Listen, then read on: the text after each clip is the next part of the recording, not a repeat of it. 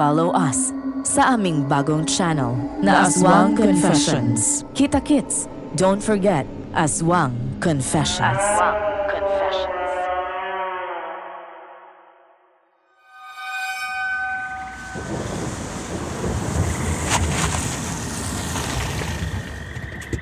Ano nangyari, Diego? Bakit tayo tumigil? Napalat po ang gulong natin, Mayor. Mukhang may nadaanan tayong pako o matulis na bagay na nakabuta sa gulong. Pambihira naman. Bakit ngayon pa tayo napalatan? Dito pa talaga sa liblib na lugar. Ay naku, oo nga. Kung kailang gabi saka tayo natambay dito. Saka mukhang uulan pa yata. Ay naku. Kasalanan mo to eh. Kanina pa kita niyayayang umuwi. Umalis na tayo sa pistahan. Total nasabi ko na sa kanila nang umakit ako sa stage ang mga plano ko sa kanilang baryo. Ayaw mong iwanan ang mga kababaihang naroon eh. Ang grupo ng mga kababaihang naroon ay malaking tulong sa atin. Lalo na kapag dumarating ang eleksyon. Kaya pinakikisamahan ko sila ng mabuti. Para sa iyo ang ginagawa kong yun. Saglit lang naman ito, Madam Mayor. Papalitan lang namin ng gulong at ikakabit ang reserba. O sige, iutos mo na sa mga tauhan na kaagad ng palitan ng gulong para makaalis na tayo dito. Oo nga, Mayor. Ako din eh. Medrano, kunin nyo ng reserba at ipalit nyo sa palat na gulong. Diego! Diego! May paparating na mga tao. Nasaan po? Ayun sila. Papalapit ka sa atin. Hindi maganda ang pakiramdam ko dito eh. Manda kayo.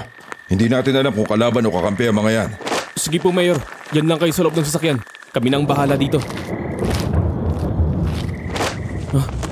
Pero teka, anong nangyari? Nasaan na sila? Teka. Kasabay ng pagkulog. Nawala silang lahat? Naku, Diego.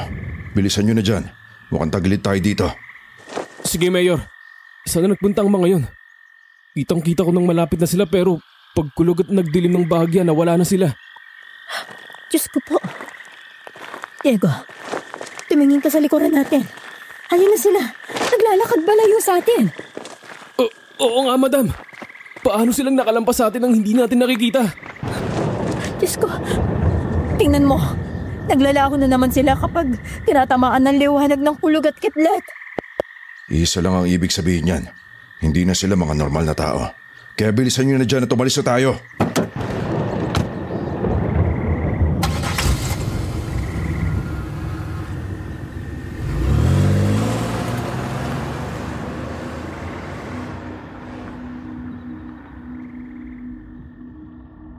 Magandang araw, Madam Venus. Isa po ako sa masugid na tagapakinig ng inyong channel. Palagi kong inaabangan ang mga bago ninyong upload kasi ay nakaka-relate ako sa mga kababayan natin na nagkaroon ng mga nakakatakot na karanasan. Itago nyo na lang po ako sa pangalang Diego at sa ngayon ay 60 years old na po. Pero ang aking karanasan ay nangyari noong ako'y 25 years old pa lamang. Sa isang malayong bayan sa Kabisayaan. Hindi ko na lang sasabihin ang mismong lugar. Maging ang mga pangalan ng mga tao sa aking kwento ay babaguhin ko para na rin sa kapakanan nila. Isa po akong personal aide ng alkalde namin noon. Kumbaga ay kanang kamay. Close kami sa isa't isa. Pero dumating yung pagkakataong sinubok ng kapalaran ang pagsasamahan namin. Naranasan mo na ba ang magsabi ka ng katotohanan na iyong nakita pero ayaw ka namang paniwalaan ng mismong tao na gusto mong protektahan at iligtas sa kapahamakan? Ang masakit pa ay pag-isipan ka ng masama at sabihing ikaw ang salot na dapat patayin at di pamarisan. Nang makarating kami sa bahay ni Mayor Luis, ay hindi ko pa rin makalimutan ang nangyari sa amin sa daan. Nilampasan lang kami ng grupo ng mga sundalo nang hindi namin nalaman kung paano nangyari.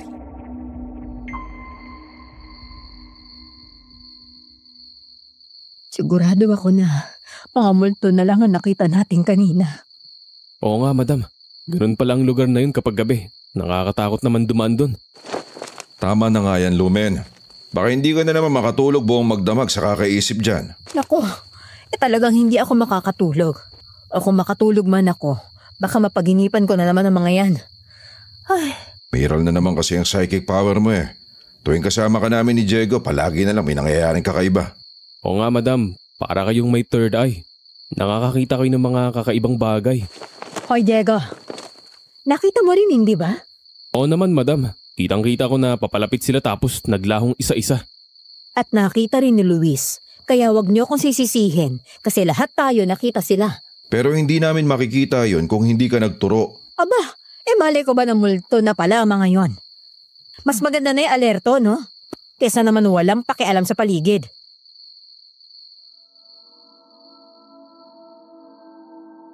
Akala ko ay nakalimutan na ni Mayor Luis ang nangyari sa amin noong nakaraang gabi. Hindi pala, dahil nang sumunod na araw na pumasok ako at maabutan ko siyang nag-aalmusal ng solo sa komedor, ay kinausap niya ulit ako tungkol doon.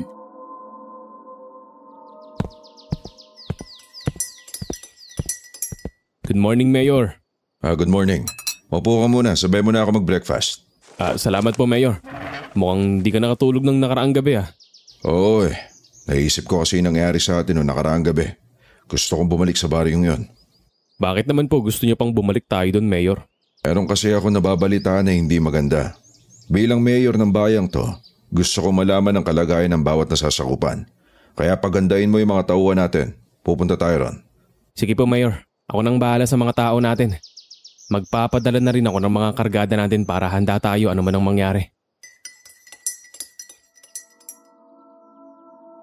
Matapos nga na makapag-almusal kami ni Mayor Luis, ay lumabas ako ng bahay at kinausap ang mga kasama ko doon na bodyguard para malaman nila kung saan ang lakad namin at makapaghanda na rin sila. Nakita ko na parang medyong nag-aalinlangan ang aking mga kasamahan nang malamang babalik kami sa lugar na yon. Pero dahil sa trabaho ay wala naman silang magagawa. Nang lumabas si Mayor Luis, pinuksan ko ang pintuan ng kotse.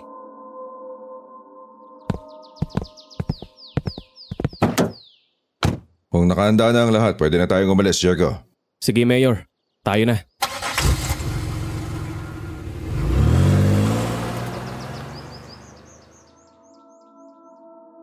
Nang makasakay na sa likurang upuan ng sasakyan si Mayor Luis, ay sumakay naman ako sa unang upuan katabi ng driver.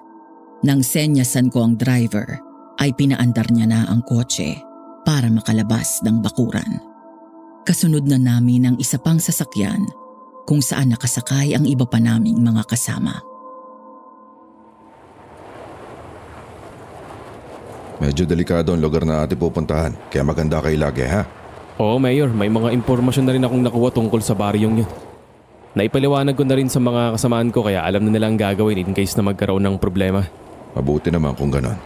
Tinawagan ko na rin naman sa telepono kagabi si Sergeant Manlapas, kaya alam na niya na darating tayo ngayon. Naging tuloy-tuloy naman at maayos ang naging biyahe namin ni na Mayor Luis hanggang sa makarating kami sa liblib na baryo na aming pupuntahan.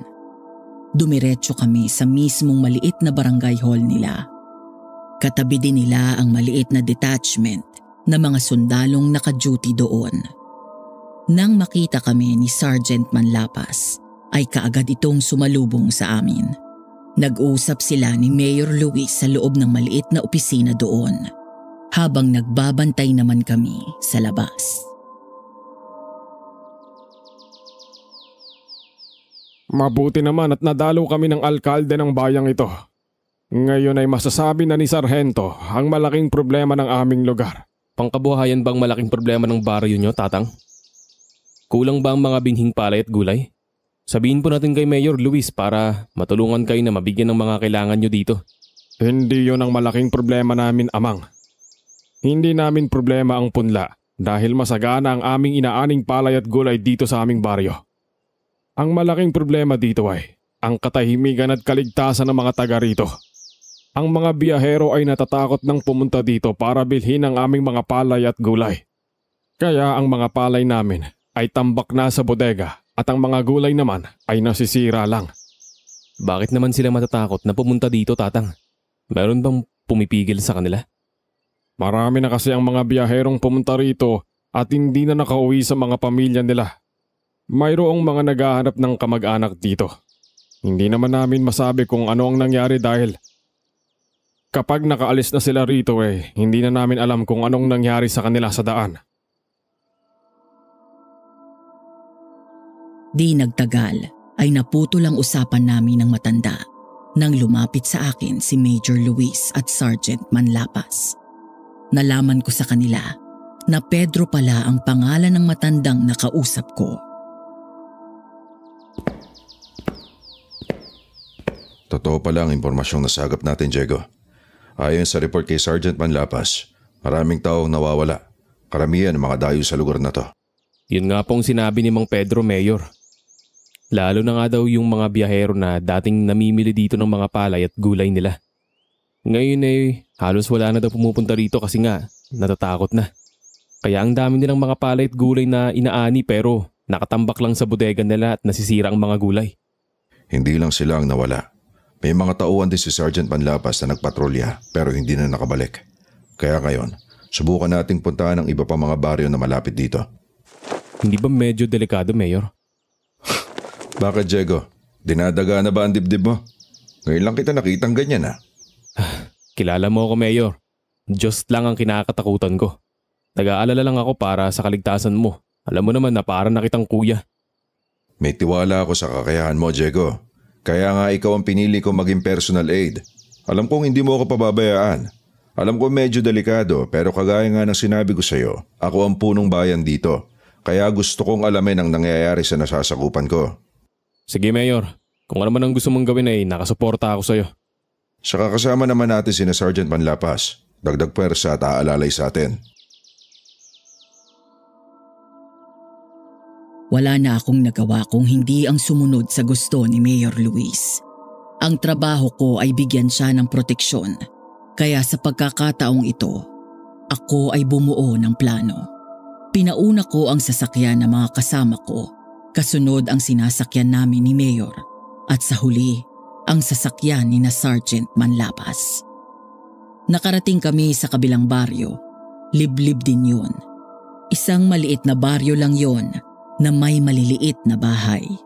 Hindi rin masyadong marami ang tao. Lahat sila ay sa amin nakatingin nang dumating kami.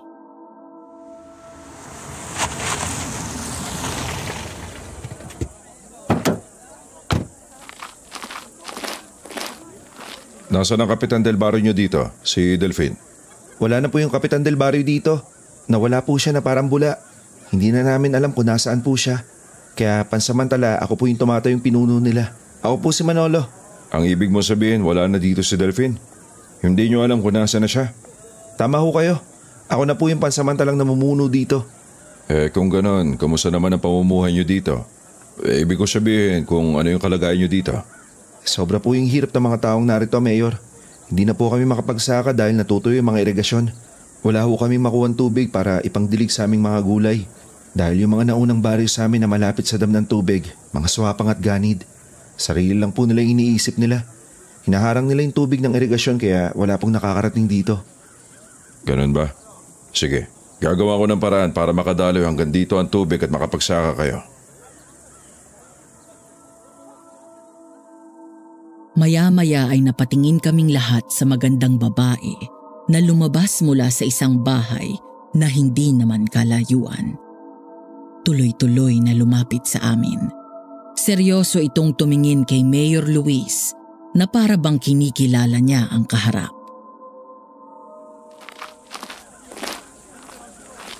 At sino ka naman para sundin ng mga tao sa baryong humaharang sa tubig ng irigasyon? Ibig sabihin, miss, hindi mo ako kilala? Pasensya ka na. Tayuhan lang ako sa lugar na to. Ang Kuya Manolo ko lang ang taga rito. Kung ganun, kapatid mo pala tong si Manolo. Kaya hindi mo ako kilala. Sige, magpapakilala ako sa'yo. Ako si Luis, ang mayor sa bayang to. Ganun ba?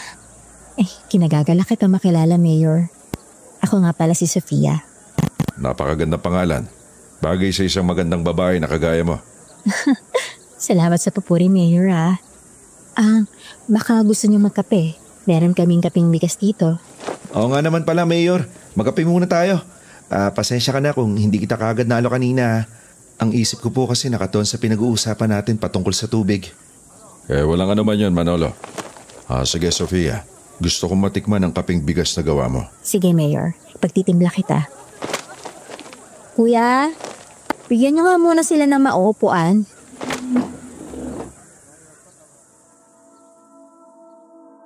Nang muling tumalikod si Sofia, ay niyaya ni Manolo sa ilalim ng malaking puno ng mangga si Mayor Luis, kung saan merong mga upuan doon na yari sa kahoy at kawayan. Sumunod naman ako sa kanila. Palagi akong nakapwesto sa tabi ni Mayor. At makalipas lang ng halos 15 minutos ay bumalik na si Sofia na may dalang pitsel. Kapeng bigas yun. Ang kasunod naman niyang babae ay may dalang baso, asukal at kutsara.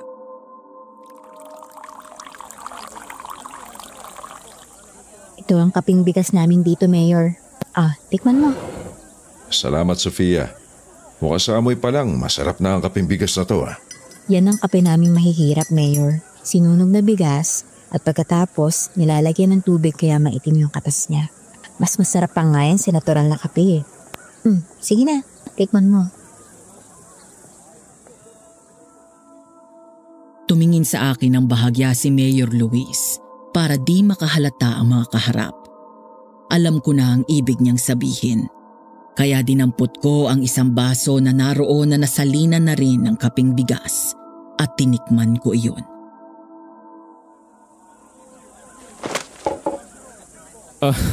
Pasensya ka na, Mayor. Sa amoy pa lang kasi ay parang naahakit na ako kaya nauna na ako sa'yo. Sige, Mayor. Tikman mo na yung sa'yo. Ikaw talaga, Diego. Palagi ka na lang nauuna kapag pagkain ang pinag-uusapan. Aba, masarap nga pala ang kaping bigas. Maiba tayo, Mayor. Ano yung dahilan at bigla kayong napadpad sa lugar namin? Ang makita ang kalagayan ng aking mga nasasakupan ng dahilan kaya ako nag-iikot sa bawat baryo. Para malaman ko ang kanilang mga problema at para alam ko rin ang mga solusyon na aking gagawin kagaya ng problema ninyo. Mabuti naman kung ganun. Pero ngayong alam ko na ang problema ng baryo nyo, sa palagay ko mapapadalas ako dito. Ibig mo sabihin, Mayor, babalik ka pa ulit dito sa amin? Aba, oo naman. Baka bukas andito ulit ako at magdadala ako ng tulong para sa inyo. Ay, salamat naman kung ganun, Mayor. Ngayon ko lang nalaman na may puso pala ang Mayor sa bayang to. Ngumiti lang ng matamis si Mayor Luis. Napatingin sa akin. Nakita ko nakakaiba ang kislap ng mga mata niya.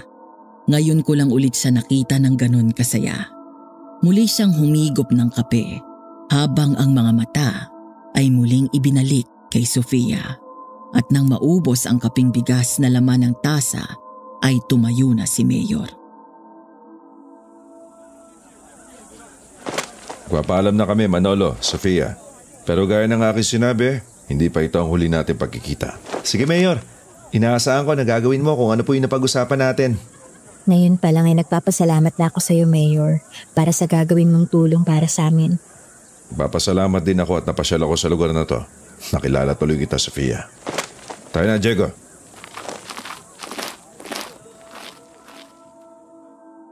Nakita ko nang umiti ng matamis kay Mayor Luis si Sofia. Bahagya pa niyang kinagat ang ibabang labi habang ang mga mata ay namumungay na para bang nangaakit.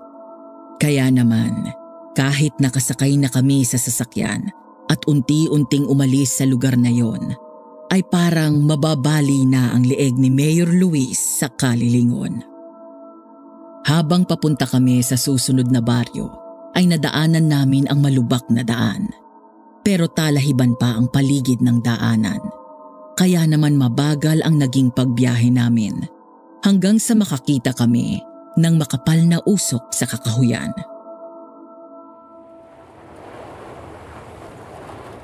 Tigil mo nga sa sasakyan, Jess. Bakit parang may makapal na usok na nagmumula sa bahagi ng kakahuyan na yon? Baka may sunog, Mayor. Ang kapal nga ng usok. Aba, hindi natin yan pwedeng pabayaan.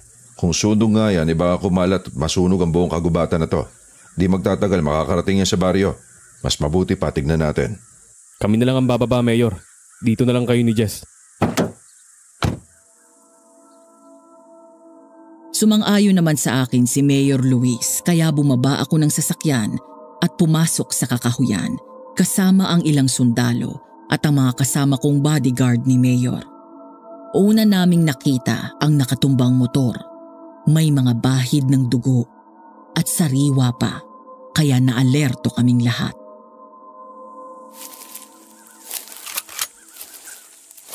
Sir, bakit pa kayo sumunod? Hindi ako mapakali sa kotse. Kaya pala may ganitong pangyayari na dito. Paikutan niyo ang lugar. Mukhang may krimeng nangyayari dito. Sariwa pa ang dugo sa motor na to. Yun nga din ang iniisip namin ni Sergeant Manlapas, Mayor. Sige tayo na. Pag-iingat tayong lahat ha. Nahati kami sa dalawang grupo. Kami ni na Mayor Luis sa kanang bahagi ng kakahuyan at sina Sergeant Manlapas sa kabilang bahagi. Pinaligiran namin ang lugar na pinagmumulan ng uso. Nang malapit na kami sa lugar, ay nakaamoy kami ng amoy karneng iniihaw. Nang tuluyan na kaming makalapit, ay nakita namin ang 4 na lalaking nag-iihaw ng karne.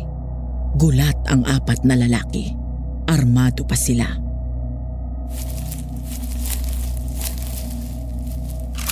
Huwag na kayong lumaban! Napapaligiran namin kayo! Ibabaan nyo na ang mga armas nyo! Sa itsura ng mga yan, wala silang planong sumuko, Diego. Lalo pa nga at nakita natin ang krimeng ginawa nila. Kakainin nila ang taong pinatay nila. Oo nga, Mayor. May mga taong nakabulagta doon. Sumuko na kayo! Pero sa halip na sumuko, ay lumaban ang mga lalaki. Pinaputukan kami kaya mabilis kaming nagtago sa malaking puno. Ang iba naman ay dumapa sa makapal na damuhan para hindi matamaan. Nang makabawi, kami naman ang nagpaputok at 2 sa mga lalaki ang nasapol. Pero hindi kaagad tumumba ang mga yon. Parang hindi ininda ang tama ng bala sa mga katawan kahit may umaagos na natuko doon. Mayor! Magtago kayo! Parang hindi nila iniinda ang mga tama nila. Ibang klaseng mga tao rito. Mga aswang o kanibal ang mga yan, Diego. Dapat natin silang pigilan. Kung hindi, marami pa mabibiktima nila. Tama ka, Mayor. Baka sila ang bumibiktima nga sa mga biyaherong pumupunta sa baryo ni Mang Pedro. Nawawala at hindi na nakikita kasi nga kinakain na nila.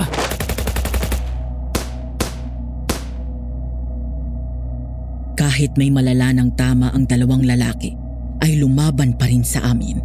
Hanggang sa isang sundalong sniper ang tumira sa kanila sa ulo. Walang buhay na bumagsak ang 2. Ang natitira naman nilang kasamahan ay mabilis na tumakbo. Hinabol namin pero nagsuot yon sa makapal na damuhan at mga maliliit na punong kahoy. Talasan nyo ang mga mata nyo. Hindi pa nakakalayo ang mga yon. Wala na silang bala. Nandito lang yan sa makapal na damuhan. Kapag may kumilos, alam nyo na ang gagawin. Nanatili nga na tahimik ang paligid. Kami man ay hindi kumikilos sa aming kinatatayuan habang pinagmamasdan ng makapal na damuhan. Noon naman ay umiihip ang malakas na hangin kaya gumagalaw ang mga puno at damuhan. Kasabay ng paggalaw ng mga damo ay muling nagtakbuhan ang 2 hinahabol namin. Parang mga hayop gubat sa bilis na nakalayo. Nakalayo na sila. Huwag na nating sundan. Balikan na natin si Mayor Luis. Nakatakas yung 2, Mayor. Ang bilis nilang nawala. Diego, tignan mo to. Mga aswang nga mga to. Ang daming bala ang sinalo ng katawan nila. Pero hindi kaagad nanghina. Mabuti na lang at tatamaan sila sa ulo. Ayun yung biktima nila, Mayor. Na-chop-chop na pala nila.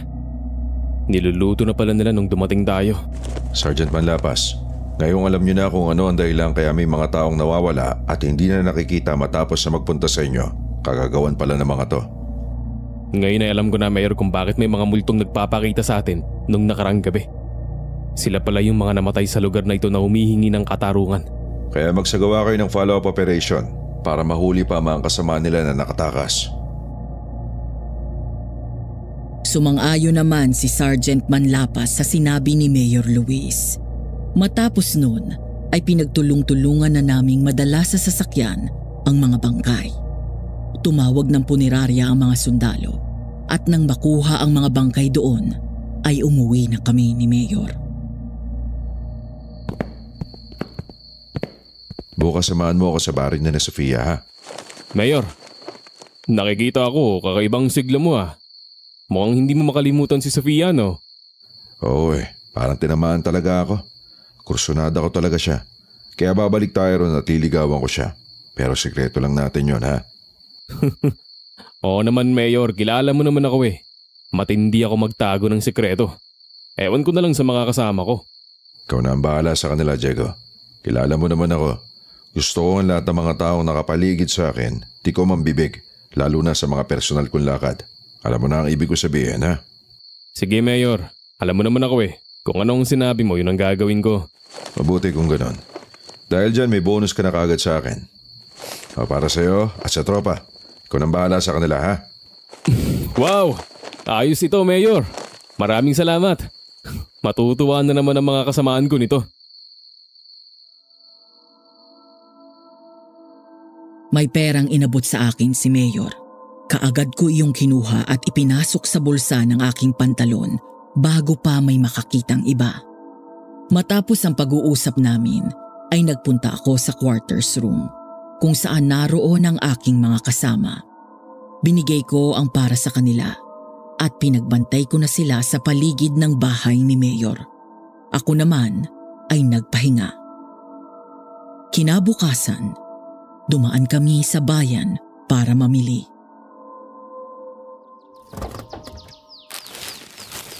Ang dami naman yan, Mayor. Dadalhin ba natin ang lahat ng yan doon kina Sofia? Oo, para sa kanila ang lahat ng yan. Gusto ko magpa-impress kay Sofia.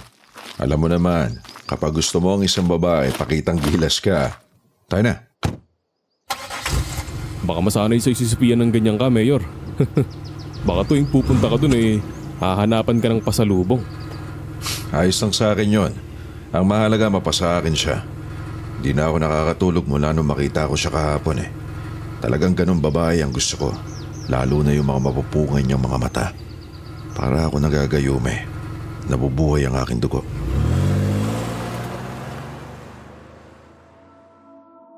Napatawa na lang din ako sa mga sinabi ni Mayor Luis. Nakita kong sobra ang saya niya, kaya masaya na din ako. Muli ay tumingin ako sa paligid, lalo na nga at liblib na lugar ang aming dinadaanan. Hindi nagtagal ay may nadaanan kaming isang owner-type jeepney. Bumangga yun sa punong nasa gilid lang ng kalsada.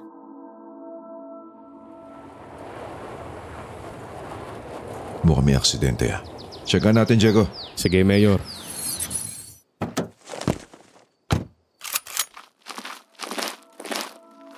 Marahan ko ngang nilapitan ang sasakyan na bumangga sa punong kahoy. Kasunod ang iba kong kasamahan. Mahigpit ang hawak ko sa aking baril habang ang mga mata ko ay mailap. Tinitingnan ko na agad ang buong paligid hanggang sa makalapit ako sa sasakyan.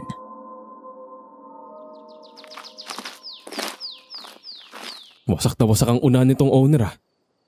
Malakas ang pagkakabangga nito. Pero nasaan ang mga sakay nito? Baka mga aswang na naman to. Talagang ayaw nilang tumigil. Dapat talaga sa mga yan matukoy ang mismong lungga nila para mahuli na silang lahat. Kaya nga, Mayor. Masyado na ang perwisyong ginagawa nila sa mga biyaherong dumadaan sa lugar na ito. Dumaan muna tayo kay Sergeant Manlapas bago kina Sofia. Baka hindi pa nila alam ang insidenteng to. Mayor, mukhang meron tao sa paligid. Mag-cover kayo. Baka armado din ang mga taong ito kagaya nung nakaraan. Salot ang mga yan. Kailangan nating makahuli ng buhay sa kanila para malaman natin kung saan sila naglulungga. Iikutan ko sa kabila, Mayor. Sumama yung iba sa akin. Yung iba maiwan dito kay Mayor. Ingat tayong lahat. Diego, kung magagawa nating mahuli ng buhay, iyon ang gawin natin, ha? Masusunod, Mayor. Mga kasama, tayo na. Tatlo kaming umikot sa kabilang bahagi ng lugar na yon, habang ang tatlo naman ay naiwang kasama si Mayor Luis. Hindi pa kami nakakalayo ay nakita kong tumakbo ang dalawang lalaki papalayo. Pumasok sa mas masukal at mas maraming punong kahoy.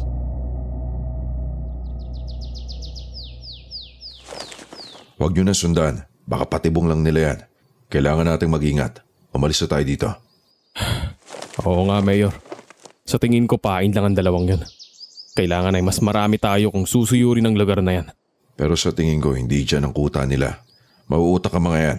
Hindi yan mambibiktima sa lugar na malapit lang sa kanila. Kasi pwede silang makita kagad. Sigurado ako malayo pa dito ang lungga ng mga yan.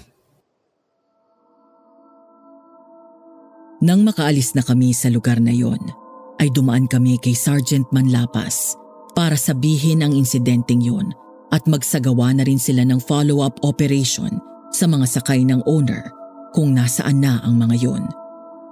Pagkagaling namin doon, ay nagtuloy na kami sa baryo ni na Sofia.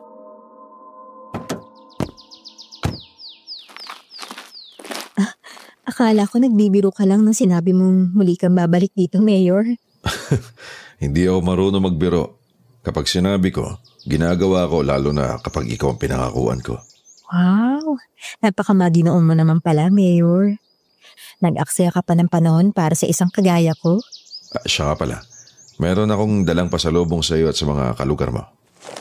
Diego, babaan niyo na yung mga pasalubong natin kay Sofia. Sige po, Mayor. Sofia, dadalhin namin ito sa bahay mo. Naku, ang dami naman ng mga pasalubong mo, Mayor. Halika, tuloy ka sa bahay ko. Sige, tayo na. Para makapag-usap tayo na maayos.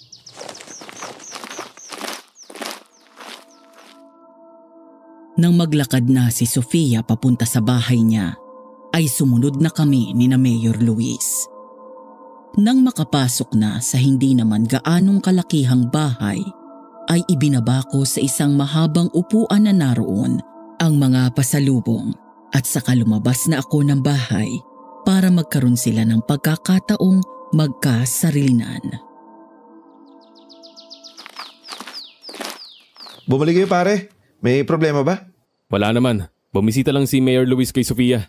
Ganun ba? Akala ko pa naman may balita na sa problemang nilapit ko sa kanya tungkol sa patubig. Tungkol doon pare. Mayroon siyang kinakausap na tao na mag-aayos ng problema niyo. Ilang araw lang ay magkakaroon na ng daloy ng tubig sa mga irigasyon niyo. Ganun ba? Salamat naman kung ganun. Teka, mukhang seryoso nag-uusap yung dalawa sa loob ah. Oo pare. Mukha kasing may pagtingin naman sila sa isa't isa. Si Mayor hindi na yan makatulog mula nung makilala si Sofia. Pareho naman sila ng kapatid ko eh. Hindi na rin yung mapakali kahapon pa. Panay ang tanong sa akin kung babalik ba kayo dito. Panay ang tingin sa malayo. Nagkatawanan na lang kami ni Manolo. Maya-maya lang ay napatigil ako sa pagtawa. Paano nga ay nakita ko na lahat ng mga taong naroon sa paligid ay nakatingin sa amin. Seryoso ang lahat na para bang walang epekto sa kanila ang pagbibiroan namin ni Manolo.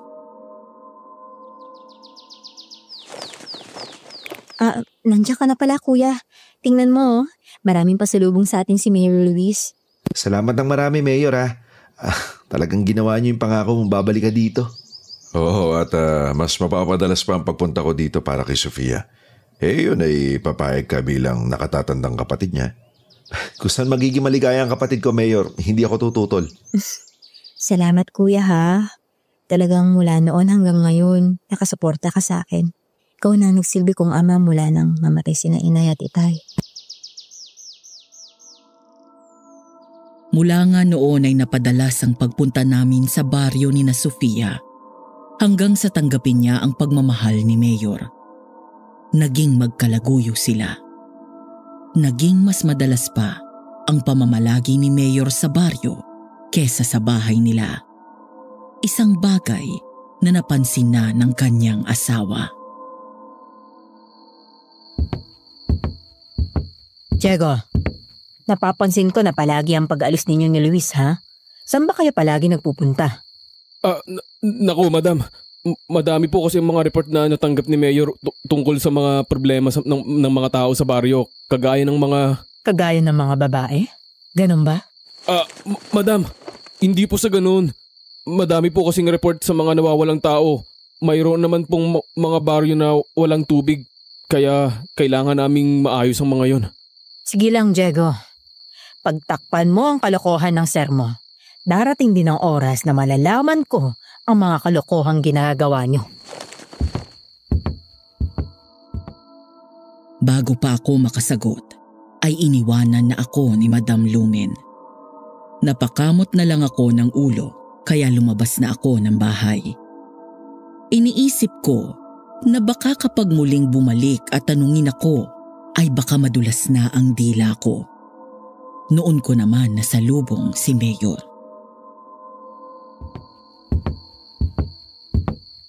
Anong tinatanong ng madam mo? Kung saan daw tayo palagi nagpupunta, Mayor. Palagi ka na daw kasing umaalis ng bahay. Minsan, hindi pa dito nakakatulog. Ano sinabi mo? Sinabi ko naman na marami kang inaasikasong mga problema sa baryo gaya ng patubig at mga nawawalang tao. Good. Ayos yan. Sige, pahinga ka muna. Sa isang araw na lang tayo pupunta ron. Sige, Mayor. Medyo kinabahan nga ako nung tanongin ako ni Madam. Para kasing nang-uusig yung mga tingin niya, sir. Basta kung ano yung una mong sinabi, yun ang panindigan mo, ha? Hindi na ulit magtatanong yan kapag ganon.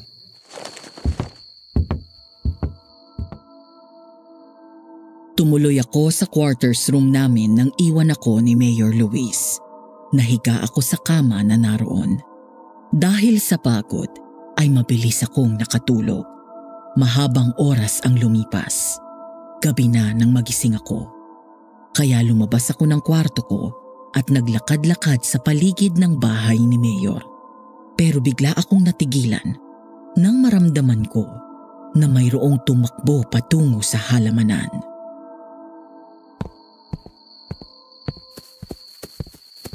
May tao ba dyan? Lumabas ka na. Huwag mo akong biruin. Hindi ako marunong matakot. Lumabas ka na dyan.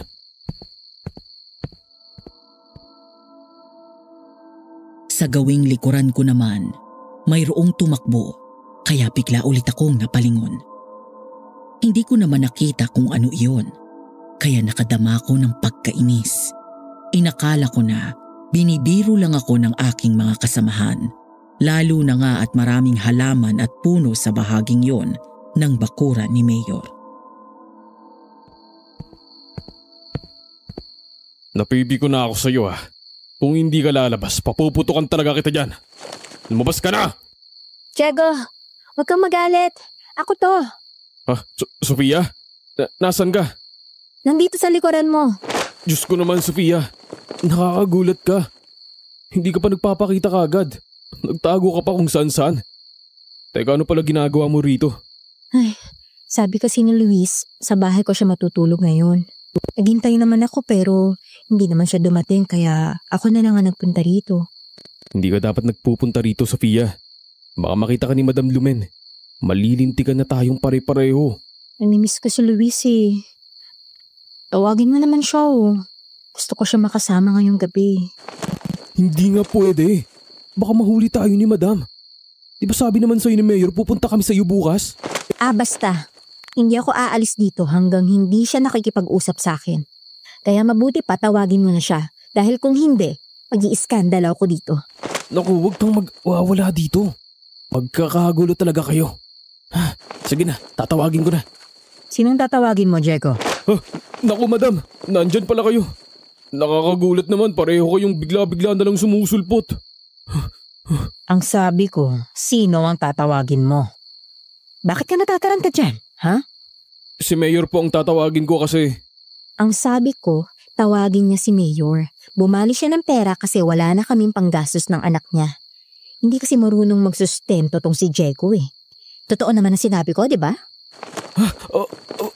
Oo nga po, Madam. Yun nga po. Kung ganon, meron ka palang anak sa kanya. Anong klaseng tao ka ba? Bakit hindi ka man lang nagsusustento? Bago pa ako makasagot, ay nakita kong dumarating na rin si Mayor. Kaya lalo akong kinabahan. Nangungusap ang mga tingin ko sa kanya. Anong kaguluhan to? Sofia, bakit nandito ka? Ito kasing si Diego Hindi na yata alam ang daan pabalik sa bahay ko. Samantalang nangako siya pero hindi naman tumupad. Kaya ako nang pumunta rito. Ay nako, ito palang tauhan mo. Napaka-irresponsable. Asawa pala niya ang babaeng ito at meron silang anak. Hindi raw nagsusustento. Teka. Bakit kilala mo siya, Luis? Ha? Siyempre, kilala ko na siya kasi palagi nga niyang pinupuntahan si Diego kapag wala pang panggatas ang anak nila. Sige na. Bigyan mo na ng pera tong si Sofia at na makauwi na. Gabi na. At pwede ba, Diego? Maawa ka naman sa anak mo. Opo, madam. Pasensya na po.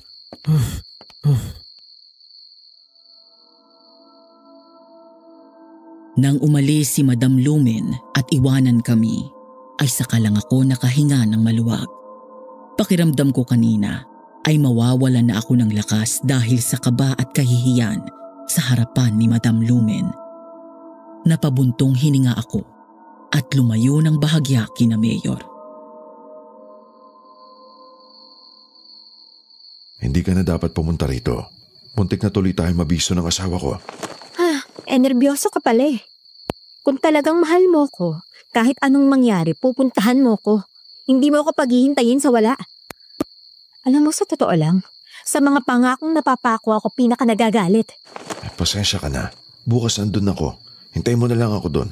Darating ako at magtatagal ako doon kahit ilang araw. Talaga ba? Oo, pangako. Pupuntahan kita doon bukas. Sige. Basta pupuntahan mo ako Kung hindi, ako na ulit ang pupunta rito. Sige na, uuwi na ako. Ipapatid na kita kay Diego ha. Medyo malayo din yun Tsaka para maniwala na rin ang asawa ko na si Diego talaga ang pinuntahan mo dito. Ganun nga ang ginawa ko. Nagpaalam ako kay Madam Lumen. Nakita pa niya na inangkas ko sa motorsiklo si Sofia. Kaya paniwalang paniwala siya na asawa ko ngayon. Nagbigay pa nga siya ng dagdag na pera kay Sofia. Matapos ay umalis na kami at tinungo ang daan papunta sa baryo ng babaeng yun.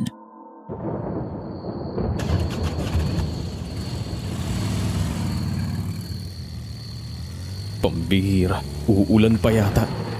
Dapat pala yung kotse na ang dinala ko Kung abutan ka ng malakas na ulan, walang problema. Doon ka sa amin matulog. Meron naman isa pang kwarto dun sa bahay ko Naku, mahirap yun. Baka mag-isip ng masama si Mayor. Malilintikan ako.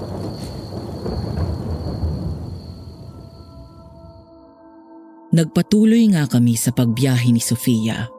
Sa kabila ng nangingitim na ulap sa kalangitan, palitang nagsasalikbayan ang kulog at kidlat. Hindi nagtagal, nakaramdam ako ng malamig na simoy ng hangin. Kasunod ang mahinang patak ng ulan. Noong simula ay mahina lang at madalang, pero hindi nagtagal, bumuhos na nga ang malakas na ulan. Bilisan natin, Diego. Kailangan makatawid tayo sa tulay kasi umaapaw ang ilog doon kapag umuulan. Naku, hindi na yung madadaanan lalo na kapag umabot na doon ang malakas na agos ng tubig. Ay, naku. Kapag minamalas talaga Bumabaha pala doon. Sige, makakatawid tayo doon bago pa umapaw sa tulay ang tubig. Kumapit ka lang, Sofia. Ayos lang ba na humarap ako sa bewang mo? Nilalamig na kasi ko Basang-basa na tayo sa lakas ng ulan Sige, kumapit ka at bibilisan ko pa para makarating tayo agad sa inyo.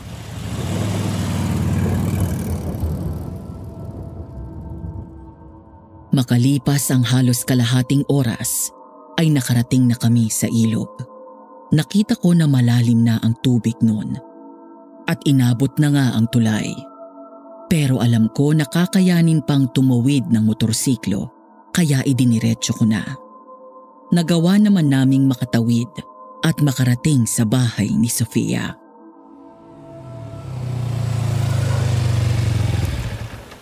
Pumasok na muna tayo Diyan mo na lang iparada yung motor mo.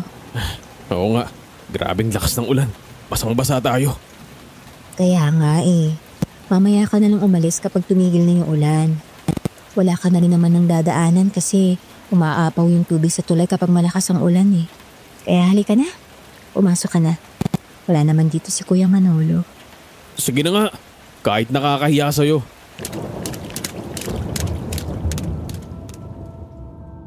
Ipinarada ko ng maayos ang motor, saka ako pumasok sa bahay ni Sofia. Basang-basa ang jacket at damit ko, kaya ginaw na ginaw ako. Nakita ko na pumasok sa kanyang kwarto si Sofia at nagpalit ng damit. Nang lumabas siya, may dala na siyang tuwalya at damit pang lalaki para sa akin.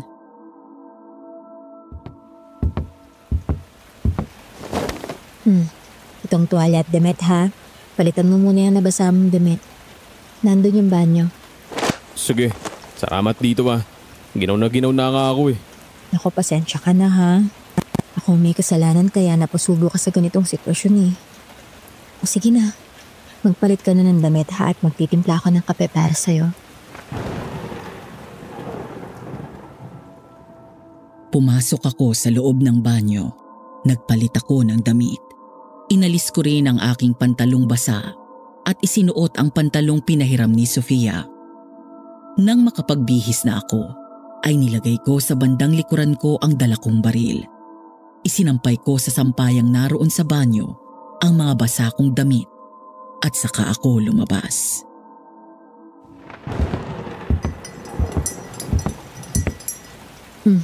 Magkape ka muna. Mukhang matatagalan pa bago tumila ang ulan eh. Oo nga eh, siguradong bahang-baha na sa tulay. Hindi na talaga ako makakauwi ngayon. Gaya nga na sinabi ko, pwede ka naman ditong matulog kung hindi talaga titigil ang ulan. May isa pa namang kwarto dyan eh. Eh ang Kuya Manolo mo, saan ba siya natutulog? Dun sa bahay ng dating kapitan dito. Dahil siya na yung pinuno, dun na yung bahay niya kaya mag-isa na lang ako dito. Ibig sabihin, tayo lang dalawa dito sa buong magdamag? Eh ano naman ang problema mo dun? Takot ka ba na merong kasamang babae sa kwarto? Hindi naman. Hindi naman pala eh. Oh, magkape ka na lang para mawala yung panlalamig mo. Napalunok ako nang alisin ni Sofia ang nakatapis na tuwalya sa kanyang katawan.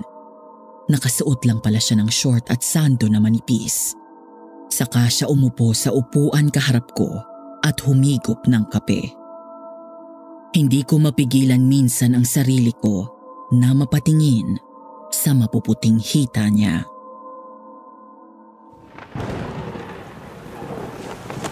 Palagay ko, hindi titigil ang pagbuhos ng ulan kaya talagang dito ka na matutulog. Sabihin mo na lang kay Mayor na magkasama kayo sa kwarto ni Kuya Manolo para hindi siya mag-isip ng masama sa'yo. Oo, ganun na nga lang ang sasabihin ko. Kasi magagalit talaga yun kapag nalaman na magkasama tayo magdamag. Tapos wala ang kuya mo. Kung gusto mo na magpahinga, nakahanda ng kwarto mo, ha? Pwede kang mamahinga dun. Ikaw ba? Matutulog ka na rin ba? Oo eh. Malamig na rin kasi ang gabi kaya natutulog na rin ako. Nang pumasok sa kanyang kwarto si Sofia, ay pumunta na rin ako sa kwartong itinuro niya. Pumasok ako doon at nahiga sa papag na naroon. Dahil malakas pa rin ang ulan, ay ginamit ko ang kumot na naroon. Hindi nagtagal ay nakatulog ako. 2:00 na ng madaling araw nang ako ay magising.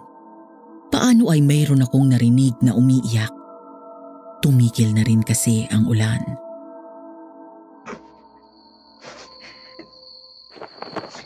Sige na, dali nyo na sa bodega mga to. Baka nakaluto na rin si Sofia. Sabay-sabay na tayong kumain. Nagugutom na ako. Parang boses ni Manolo yun ah. Sino yung pinapadala niya sa bodega?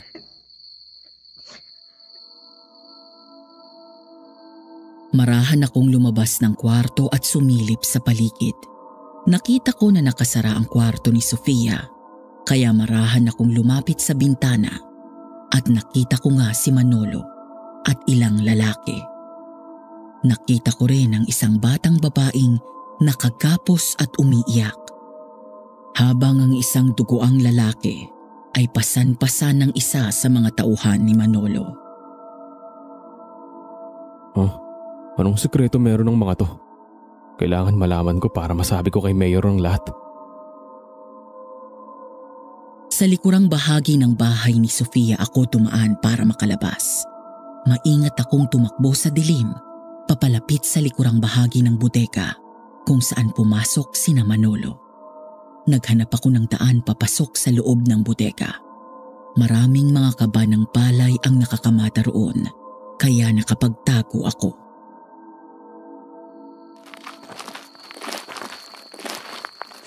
Oh, mabuti naman at dumating na kayo, kuya. Kanina pa ako nagugutom eh. Hinintay ko lang kayo. Sige, kumain na tayo. Gutom na rin ako eh. Sige na mga kasama. Ilagay niyo na rito sa lamesa yung mga pagkain, lalo na yung lechon. Talagang pinalitsyon mo yung mataba ha? Oo naman, no? Alam ko kasing pagod ka at yan ang paborito mo. Sige na, tali nyo na yung mga yan. Tapos tawagin na ang lahat ng ating mga kasama at nang sabay-sabay tayong kumain.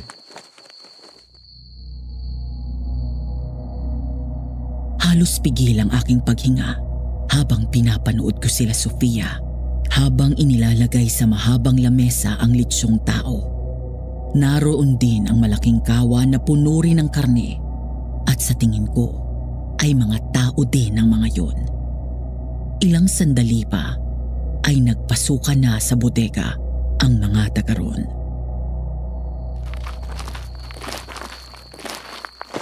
Sige na mga kasama, kumain na tayong lahat. Magpakabusog lang kayo ha. Marami akong pinaluto ngayon. Tuwang-tuwa ang lahat ng magsimulang kumain. Nag-aagawan pa ang mga ito sa mga karne ng tao na nakahain sa lamesa. Kitang-kita ko na parang nagbabago ang itsura ng mga mukha nila. Nanlilisik ang mga mata na para silang mga nababaliw habang kumakain. Aalis na sana ako sa lugar na yon, pero natapakan ko ang isang malaking buto ng tao, kaya nadulas ako at natumba. Naguho ang kamada ng palay na nasasandalan ko, kaya bumagsak sa akin ang mga yon. Bagay na nakaagaw ng pansin ng lahat. Bago pa ako makaalis, ay nakalapit na sa akin sina Manolo. Nahuli na nila ako at nakuha ang aking baril. Diego, nandito ka pala. Paano napatpat ka sa aming baryo? 10 oras na ng gabi ah. Kuya, pasensya na. Ihinatid na kasi ako. Ginabi na kasi ako eh. At inabot ng malakas na ulan kaya dito ko na siya pinatulog. Iniwanan ko siya kanina, tulog pa. Hindi ko naman nakalaing makakapasok siya dito at makikita tong ginagawa natin. Di ka dapat nagiging pabaya, Sofia. Ang kaunting pagkakamali mo, mag-ahatid sa atin sa kapamakan. Ay, pasensya ka na Kuya Manolo ha. Hindi na mauulit to. Kung ganon, ang grupo niyo pala ang may kinalaman sa pagkawala ng mga biyaherong nagdaraan sa sabana. Natitiyak kong kagagawan niyo din ang mga nangyayaring aksidente doon. Tama ka. Kami ang naglagay ng mga pako sa daan para mabutas ang gulong at maflatan ng mga sasakyan. Tapos binibihag namin sila at dinadala dito para maging pagkain. Kung titignan, para kayong mga normal na tao. Pero ang totoo mga halimaw pala kayo. Mga aswang! Hoy! Alam mo ba kung bakit kami nagkaganito ha? Dahil din sa mga swapang at ganid na mga tao. Wala man lang patubig na nakakarating dito. Ni hindi kami makapagtanim ng mga palay at gulay. At yung mga sako ng binhi na yan, ha? Tingnan mo! Matagal na yan dito sa bodega. Ni hindi man lang namin maitanim kasi nga walang patubig. Halos mamatay na kami sa gutom. Pero anong ginagawa ng gobyerno, ha? Wala. Hindi nakikinig sa amin. Kaya nang mamatay yung dati naming kapitan, inain namin siya. Para mabawasan man lang yung talang ng mga sikmura namin. Doon namin nalaman na pwede pa pala kaming mabuhay kahit hindi magsaka. Manghuli na lang ng mga taong naliligaw sa lugar na pinaglalagyan namin ng mga bitag. Nalaman din namin na sa tuwing kumakain kami ng tao, lalo kami lumalakas, lalo na kapag kabilugan ng buwan. Kung ganon, papatayin niyo rin ako at kakainin? Oo. Yun ay para manatihing lihim ang ginagawa ng grupo namin. Pero naging mabuti ako sa inyong magkapatid at sa mga taga rito. Marami kaming pagkain dinadala sa inyo araw-araw. Pero yung mga pagkain dinadala niya ay wala nang silbi. Alam mo kung bakit? Dahil hindi na yung tinatanggap ng mga sikmura namin. Ayun, tingnan mo. Yung mga pagkain dinala nyo, nandun lang sa bodega. Walang bawas kahit isa. Napalunok ako at nanlaki ang mga mata nang makita ang bunton ng mga delata, tsokolate at iba pang mga pagkain na niregalo sa kanila ni Mayor ay naroon lang sa isang sulok ng bodega. Kung ganun, ginagamit nyo lang din pala si Mayor, hindi ba? Tama ka. Sinasakripisyo kong sarili ko para maging kalaguyo niya para sa gayon ay hindi niya paghinalaan ang grupo namin. Napakasama nyo. Mga hayop kayo. Sige lang. Sabihin mo na ang mga gusto mong sabihin. Pero ang lahat ng nalaman mo ngayong gabi ay hindi mo na masasabi kahit kanino. Dahil magiging bilanggo ka na ng bodegang to. Hanggang sa iluto at kainin ka na namin. Kasunod noon ay hinatak ako ng mga kalalakihan papunta sa malaking poste sa loob ng bodega. Pumalag ako pero suntok, sipa at tadyak ang inabot ko sa kanila hanggang sa muli akong bumagsak.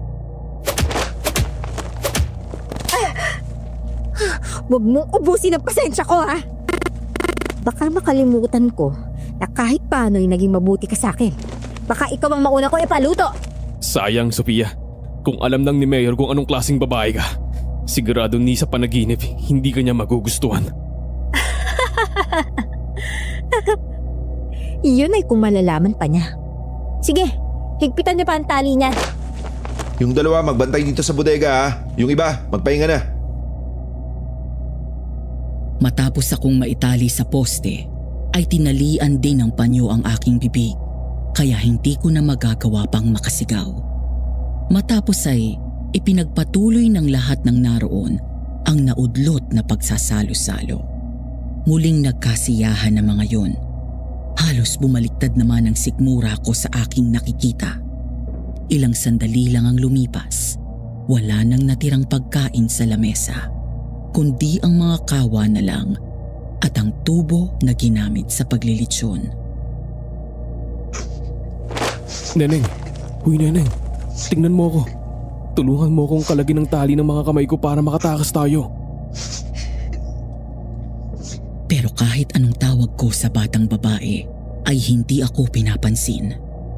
Nakatulala na yon at panay na lang ang pag-iyak ng mahina. Parang sumuko na ang pag-iisip sa mga nakita. Nanlulumo na lang akong napaupo. Noon ko lang naramdaman ang mga sugat at pasako sa muka, pati ang dugong umaagos sa nabasag kong kilay. Hanggang sa makatulog ako at sumapit na lamang ang umaga. Dumating si Mayor Luis. Sarado niyo tong bodega. Yung mga tauhan niya, bantayan niyong mabuti.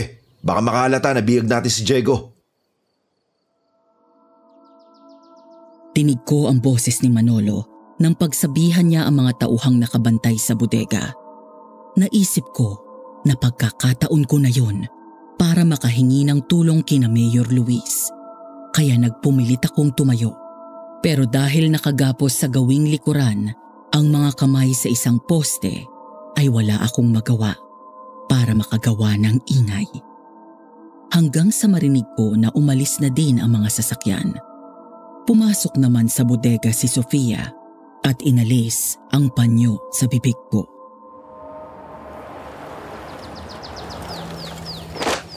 Ay, kawawa ka naman. Kasi ngayon, hinahunting ka na ni Luis. Alam mo ba kung bakit? Sinabi ko kasi sa kanya na pinagsamantalahan mo ko habang malakas ang ulan. Ang galing kong gumawa ng kwento, no?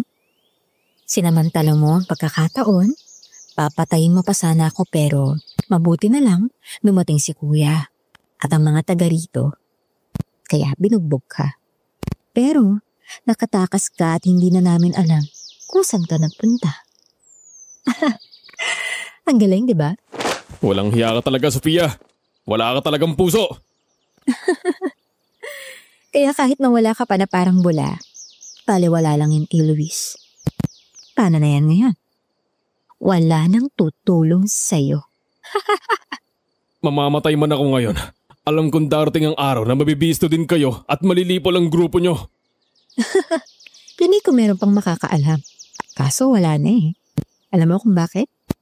Kasi naisip ko na ikaw na lang ang gagawin naming hapunan. Kasama ng patay na yon at itong batang tulala.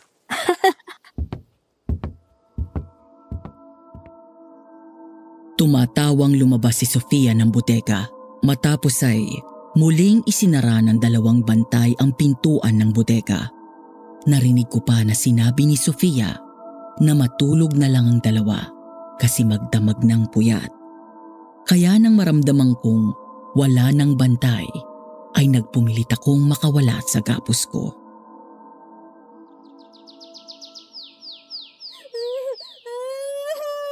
Ayoko pa mamatay! Ayoko mag-ala sa kanila na kinaya ng mga taong yun. Tulungan mo ako makatakas dito. Nene, hindi tayo mamamatay kung tutulungan mo ako. Kunin mo ang mga balisong sa loob ng medyas ko. Dito sa kanang paa ko. Iangat mo ang pantalon ko at kunin mo ang balisong. Tapos ay hiwain mo ang tali ko sa kamay para makawala ako. Sumunod naman sa akin ang batang babae. Kinuha nga niya ang balisong sa aking medyas. Yun ang ginamit niya para putulin ang tali sa aking mga kamay. Kaya naman, nakawala ako.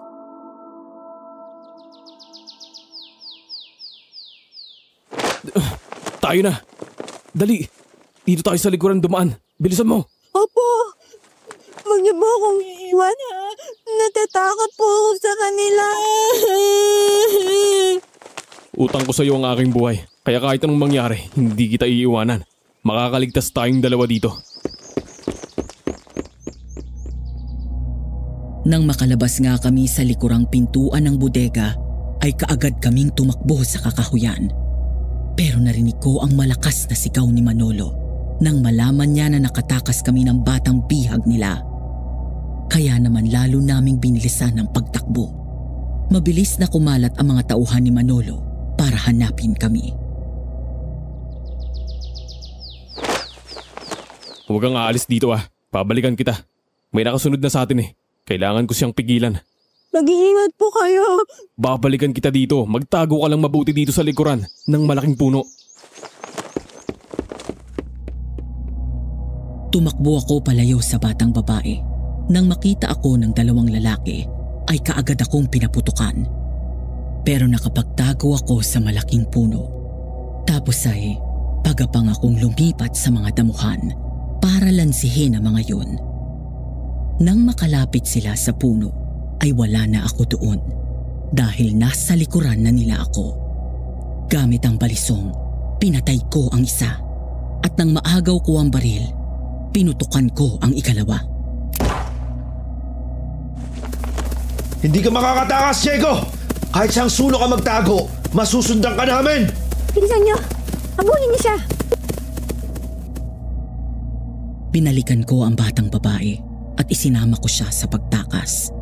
Ginamit ko ang naagaw kong baril para pang depensa sa amin hanggang sa makarating kami sa kalsada at may magdaang sasakyan.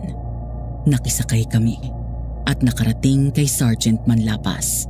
Eksaktong naroon naman si Mayor Luis sa labas.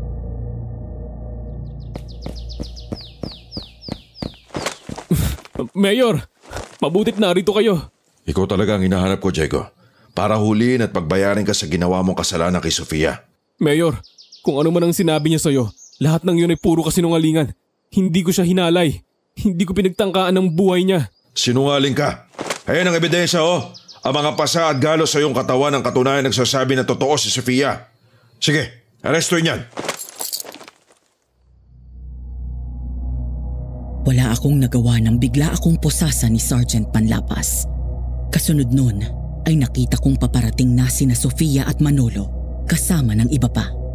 Nakita ko na sa sobrang takot ng batang kasama ko ay tumakbong papalayo para magtago. Mayor, magtiwala kayo sa akin. Nagsasabi ako ng totoo, mga aswang sila. Sila ang dahilan kaya nawawala ang mga biyaherong dumadayo dito. Kinakain nila.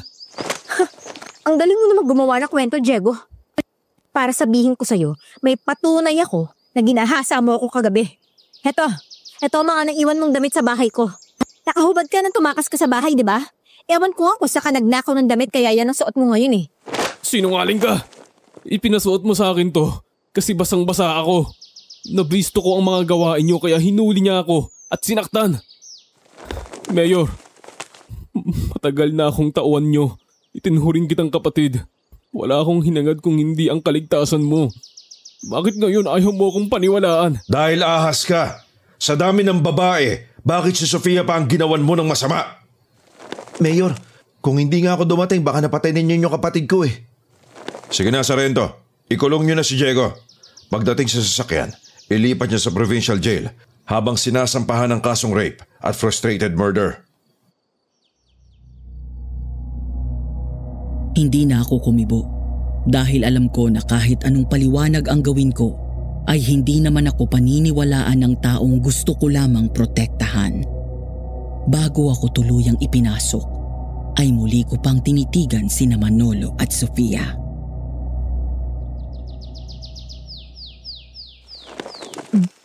Hihintayin kita sa bahay ko mamaya ha. Oo, sige, darating ako. Mayor, maraming salamat sa tulong mo sa kapatid ko. Dapat sa mga taong kagaya ni Diego, mabitay. Huwag kayong mag-alala. Magbabayad na may kasalanan. Pagdurusahan ni Diego ang ginawa niya sa kulungan. Sige, aalis na kami.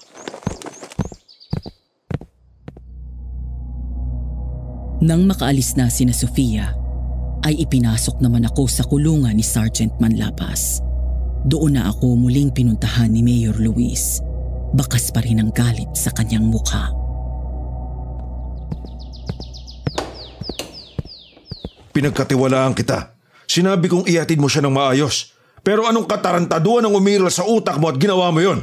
Alam ko kung gaano ka-importante sa iyong babaeng yun, Mayor. Nasaktan ka dahil akala mo ginawa ko ang bagay na yun kay Sofia. Pero higit akong nasasaktan dahil ikaw na gusto kong tulungan mailayo sa kanya at mabigyan ng protection ang mismong ayaw maniwala sa akin. Bakit kita papaniwalaan, ha? Sabihin mo sa akin kung bakit dapat kitang paniwalaan. Dapat ka lang talagang maniwala kay Diego kaysa sa babaeng kailan mo lang nakilala. Lumen, bakit ka nandito?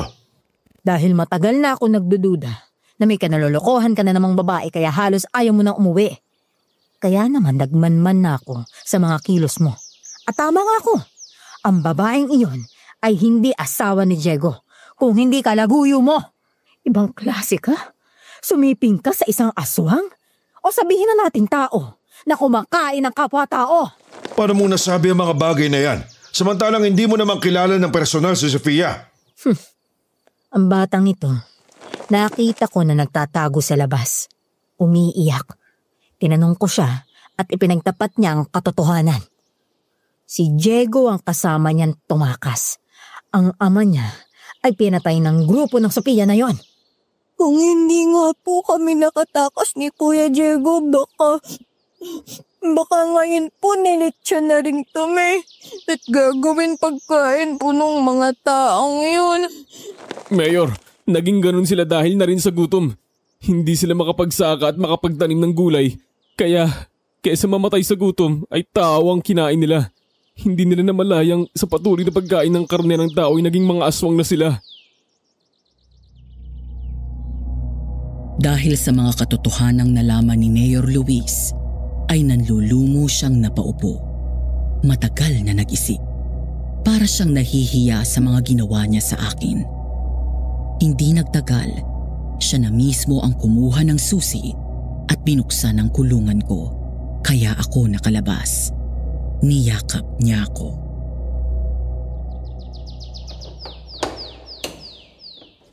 Pasensya ka na kung mas naniwala ako kay Sofia. Nabulag ako ng aking paninibugo sa pag-aakalang ginawa mo nga ang sinabi niya. Nakalimutan ko ang mga magagandang bagay na ginawa mo. Ayos lang yun, Mayor. Ang mahalaga, gawin na alam mo na ang totoo. Kaya naman kumilos na kayo. Bago pa makatunog ang mga yun na alam nyo na ang totoo. Hulihin niyo na silang lahat at papanagutin sa lahat ng mga krimeng nangyari dito. Lalo na yung pagkawala ng mga tao na kinain lang pala nila. Sige na, Diego, sumama ka sa amin. Ngayon din pupuntahan natin ang baryo ni na Sofia para hulihin sila. Kaya mo pa ba? Kaya ko pa, Mayor. Tayo na.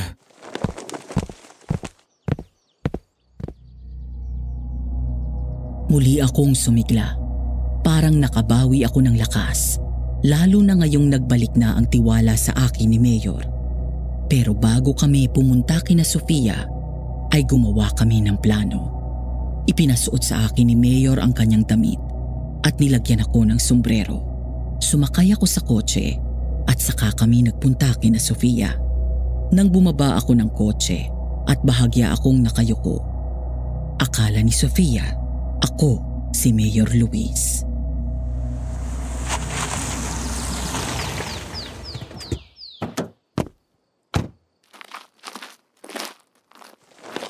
Luis, sabi ko na nga ba darating kay? May pasalubong ka ba sa akin? Meron. Itong posas, pasalubong ko sa'yo. Diego, paano ka nakalabas ng kulungan? Alam na ni Mayor ang buong katotohanan kaya wala na kayong ligtas ngayon. Huwag na kayong lumaban kasi napapaligiran namin kayo. Hangal ka talaga. Kuya! Mga kasama! Tumakas na kayo! May mga kalaban! Bago pa makatakbo si Sofia, ay nilagay ko na ang posas sa kanyang isang kamay. Pero dahil malakas siya, hindi siya basta-basta magpapahuli. Nagpambuno kami. Para siyang isang kalabaw na binuhat ako at itinapon. Pero dahil hawak ko ang kabilang bahagi ng posas, ay natumba din siyang kasama ko. Muli kaming nagpagulong-gulong hanggang sa maposas ko na din ang dalawang kamay niya. Tapos na ang kasamaan nyo. Sa loob ng kamalig, nakalagay ang mga ebidensya. Hulihin niyo silang lahat! Nagpumilit pang lumaban ng iba para makatakas, subalit nasawi lang ang mga ito. Sinusunod nila ng walang takot ang utos ni Manolo na lumaban, pero isa-isang bumagsak ang mga yon hanggang sa mapilitan na lang silang sumuko. Nanalo ka ngayon, Diego. Pero huwag ka magiging kambante dahil sa muli nating pagkikita, gagawin kitang hapunan. Sanay ako sa panganib, Manolo. Sanay akong itaya palagi ang buhay ko kasi ito ang aking trabaho. Ikinulong sa kulungan ng aso sina Sofia at Manolo. Dinala sa plaza ng baryo ni na Sergeant Manlapas. Doon ay nakita ng lahat ang kakaibang ugali nila na parang mga nauulol na aso. Iniisip ng marami na nasisiraan na ng bait ang dalawa. Kaya nang dumating ang truck na magdadala sa kanila sa mental hospital, ay isinakay na sila doon habang nakalagay sa kulungang bakal.